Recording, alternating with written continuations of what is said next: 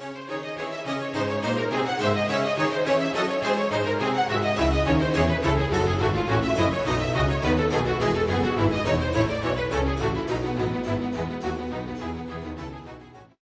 cardiomyopathies hypertrophiques ou cardiomyopathie du chat en général, la thérapeutique, continuer ou changer de traitement. Vaste sujet. Pour ce sujet, je tiens à déclarer des conflits d'intérêts principalement en mission de consultant avec 3 laboratoires fournisseurs de médicaments, Boehringer, Ceva Sogeval maintenant et Vetoquinol.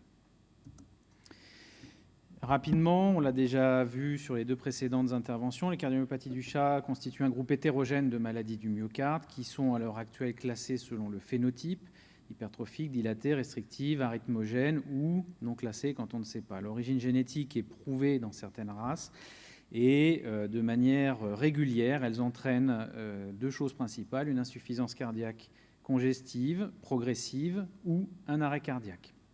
Ces définitions adaptées à l'animal sont issues des définitions des cardiomyopathies chez l'homme. Alors, que sait-on à l'heure actuelle du traitement des cardiomyopathies du chat ? Faut-il traiter ou ne pas traiter? Et à partir du moment où on traite, comment faire évoluer les traitements? En préambule, j'aimerais vous présenter un certain nombre de résultats d'une enquête qui a été réalisée et parue en 2011 dans le journal de médecine féline par des cardiologues américains et c'est une enquête. Ils ont interrogé un certain nombre de vétérinaires, cardiologues spécialisés, diplômés américains ou non, sur leurs habitudes et leurs pratiques de traitement.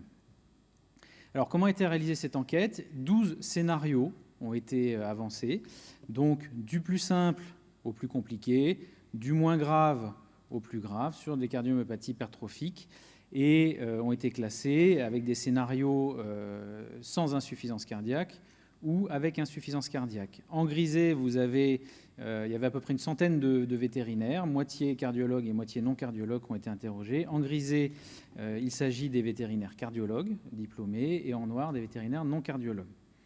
Quelles sont à partir de là les intentions de traitement? Eh bien, les intentions de traitement, il ressort de cette enquête qu'elles dépendent du type de cardiomyopathie. Donc effectivement, selon les 12 scénarios qui sont envisagés, je ne vous les détaille pas parce que ce serait bien trop long, mais retenez ce que je vous ai dit, du plus simple au plus compliqué ou du moins grave, entre guillemets, au plus grave. L'intention de traiter dépend de la notion de présence d'une insuffisance cardiaque ou non. Évidemment, on n'est pas surpris d'observer que 100% des animaux qui ont décompensé, qui ont une insuffisance cardiaque, bénéficient d'un traitement. En revanche, on peut être un petit peu plus surpris de la très forte intention de traiter chez des animaux qui n'ont jusque-là aucun symptôme. Jusqu'à 90% des répondants traitent malgré tout des animaux sans symptômes. Et le choix d'un traitement dépend de facteurs de gravité supplémentaires, on les a vus précédemment également, la dilatation de l'oreillette gauche, la présence d'un mouvement systolique antérieur ou d'une obstruction dynamique ou la présence d'une insuffisance cardiaque. Enfin, sur ce premier graphique, il n'y a pas de différence d'intention de traiter ou d'habitude de traitement entre les spécialistes et les non-spécialistes, en tout cas aux États-Unis. Ce second graphique qui se focalise sur l'intention de traiter pour prévenir les risques de thromboembolie avec 3 types de médicaments principaux, l'héparine, l'aspirine, le clopidogrel.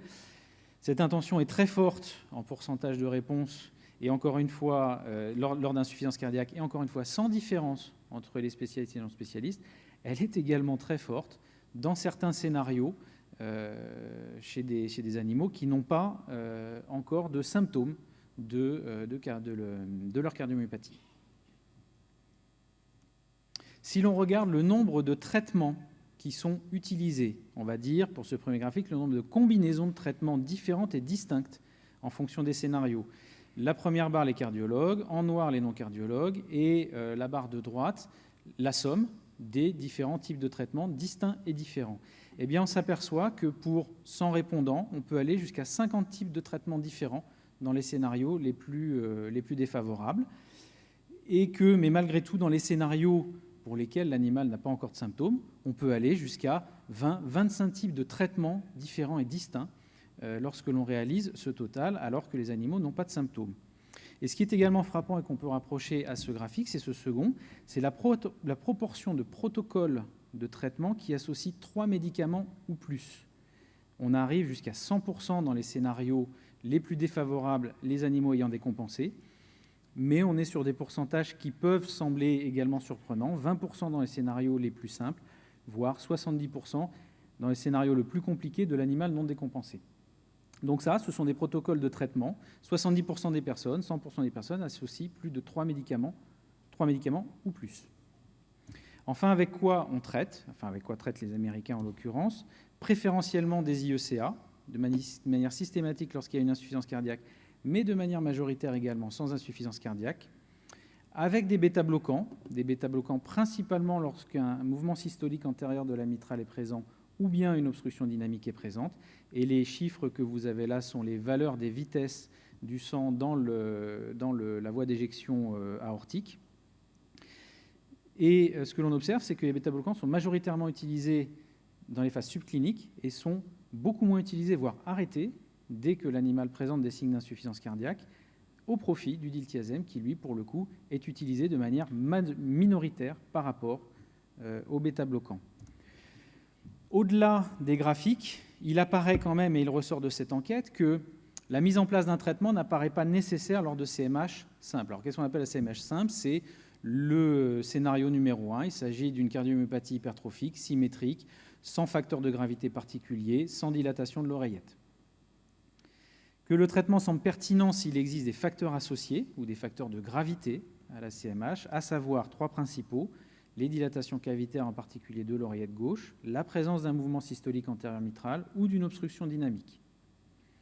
Que lorsque l'oreillette gauche est dilatée, les bêta-bloquants sont utilisés pour 50% des praticiens, les IECA 25%, le diltiazem 10% et l'aspirine 20%, quels que soient les scénarios, insuffisance cardiaque ou non. Que lorsqu'il existe un mouvement systolique antérieur de la mitrale, ce sont les bêta-bloquants qui sont très majoritairement utilisés, mais qui sont très rapidement stoppés au profit du diltiazem lorsqu'apparaît une insuffisance cardiaque. Et les bêta-bloquants, dans ces phases décompensées, sont finalement peu utilisés. Parmi toutes les conclusions de cette enquête, eh bien, il ressort 3 données avec 3 avances d'explication. C'est que finalement, on l'a vu, les intentions et les choix de traitement sont très subjectifs et très variés. Jusqu'à 50 types de protocoles différents pour 100 répondants, c'est considérable. Que c'est probablement lié à 2 choses principales: l'absence de protocoles et de traitements standardisés qui sont établis chez le chat lors du traitement des cardiomyopathies, et puis, pour les phases asymptomatiques, l'absence d'effets observables cliniquement.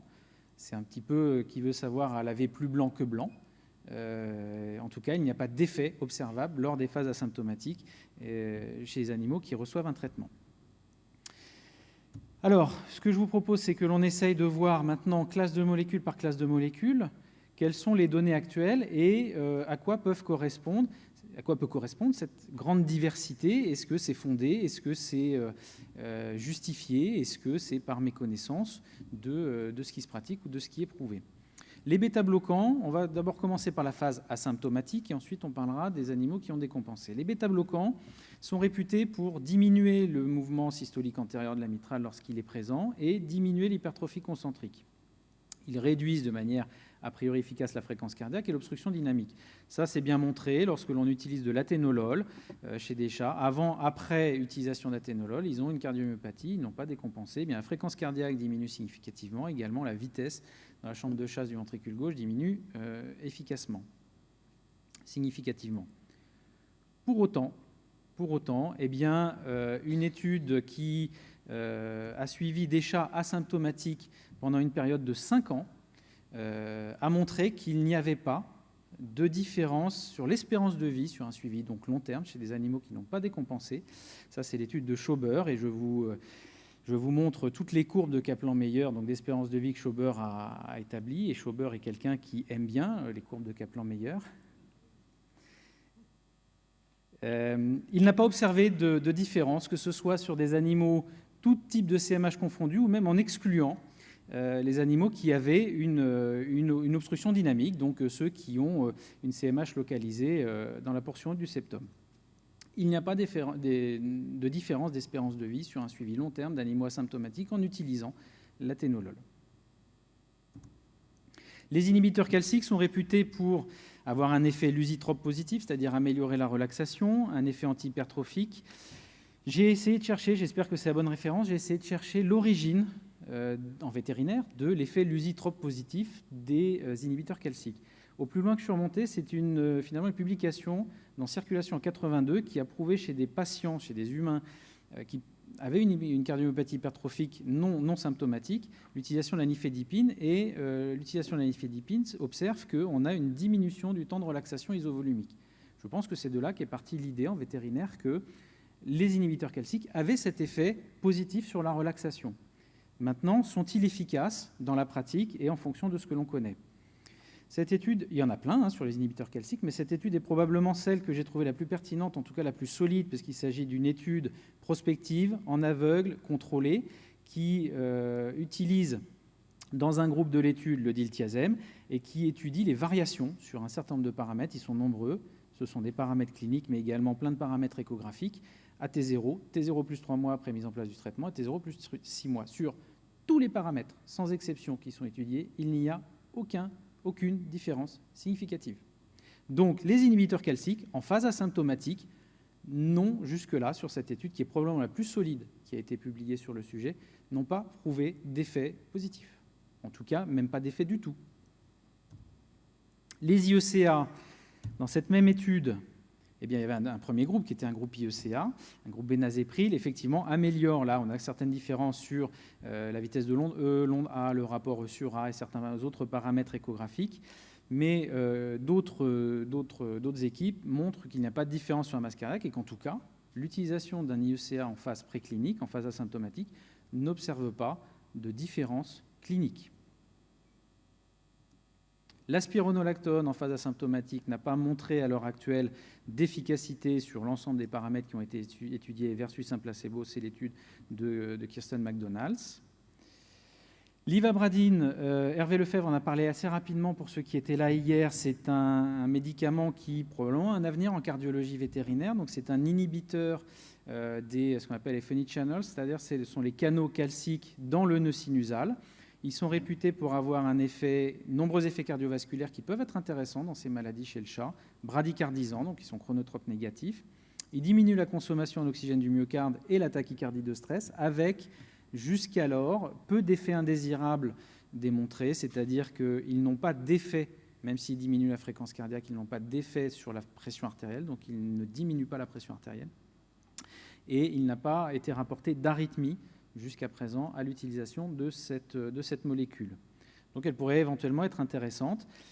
Elle a montré en plus une efficacité sur les mêmes critères que ceux qu'on avait vus pour l'athénolol, à savoir la fréquence cardiaque et l'obstruction dynamique, en diminuant la fréquence cardiaque et en diminuant la vitesse d'éjection dans la chambre de chasse ventriculaire gauche, mais ces effets sont inférieurs à ceux observés avec l'athénolol. Alors j'ai envie de dire, à la question posée, en tout cas pour cette phase asymptomatique, continuer ou changer de traitement, j'ai envie de commencer par faire quelques pas de recul et de poser d'autres questions, à savoir, faut-il traiter ? Première chose. Et avec quoi ? D'accord ? Et je reviens à l'enquête que je vous ai présentée. Les résultats de cette enquête, donc qui est assez récente, elle a que 3 ans, traduisent assez bien finalement l'absence de données fiables ou l'absence de protocoles ou l'absence de choses sur lesquelles on peut s'appuyer pour choisir un traitement ou pour justifier d'un traitement en phase asymptomatique chez les animaux qui présentent une cardiomyopathie. Concernant la phase symptomatique, eh bien, on va se résoudre, parce que c'est ainsi, à traiter l'insuffisance cardiaque principalement.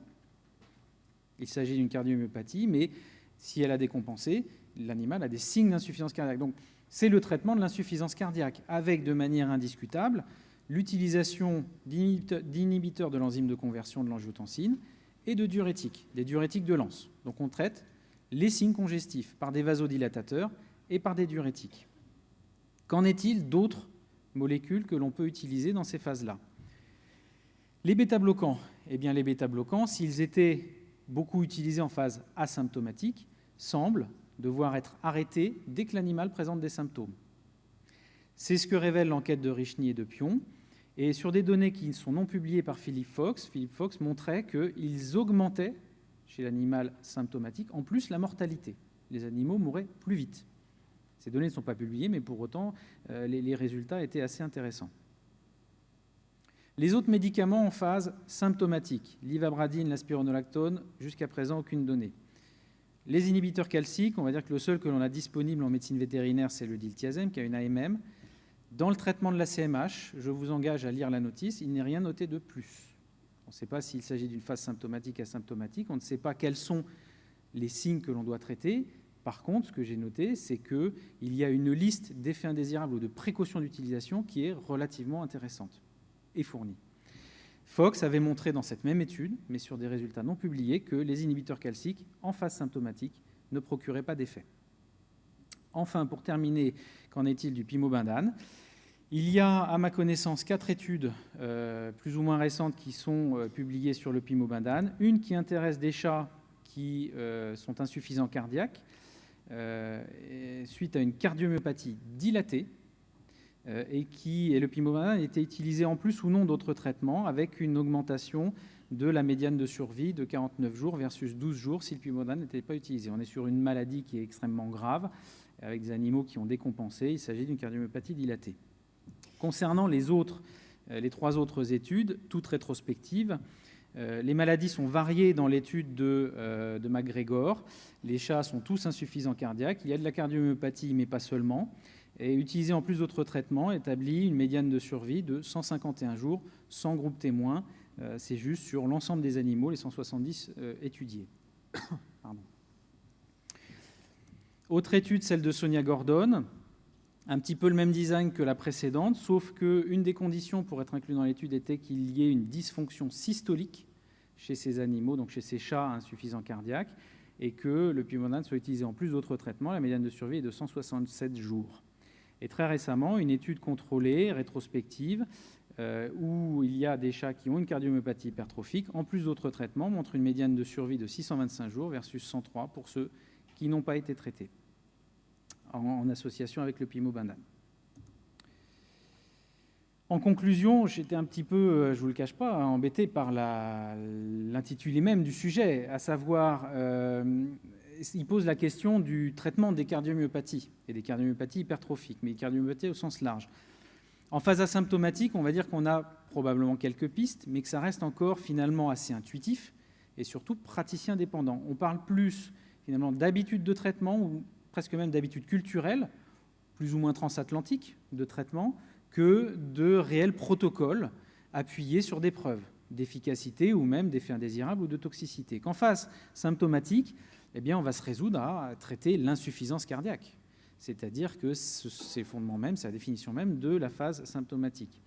Et je reste à reposer la question, pourquoi continuer ou changer de médicament? J'aurais envie de dire avec quoi traiter et comment traiter en première attention, en fonction des classes d'animaux que l'on va étudier.